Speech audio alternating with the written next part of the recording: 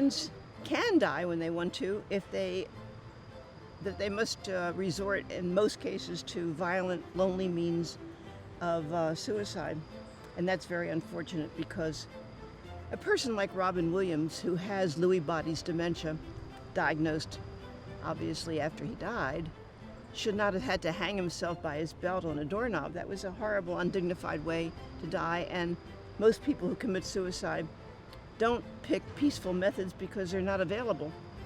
And they die alone because they think it's illegal for somebody to be with them.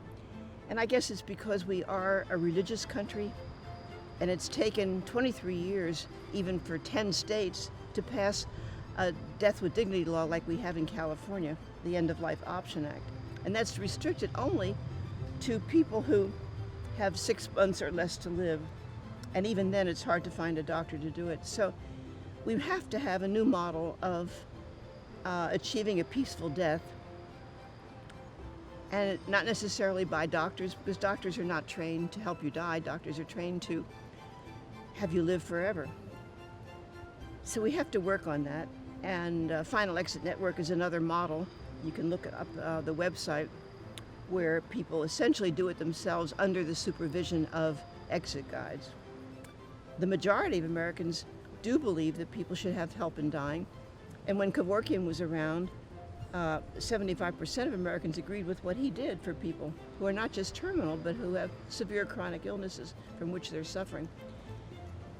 Why we can't die the way we want to? I mean, I'm a great advocate of suicide prevention. I think many people who want to die at that point in their lives shouldn't.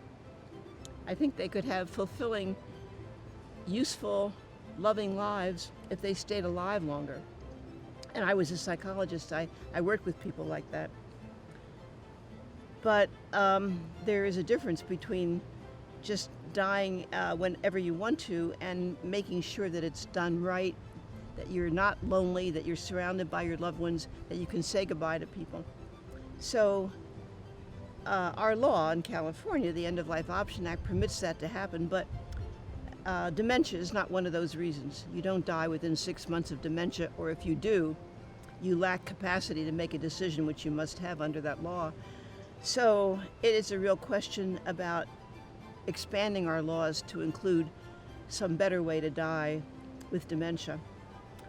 Stopping eating and drinking and stopping all life-sustaining medications are 2 ways to die. Having an advance directive in place saying those things are important to you will help, but it's not foolproof, and it's almost essential that you do it while you still have quality of life to end your own life, either by voluntary stopping eating and drinking or taking your life in some other way, which could be a violent, lonely way.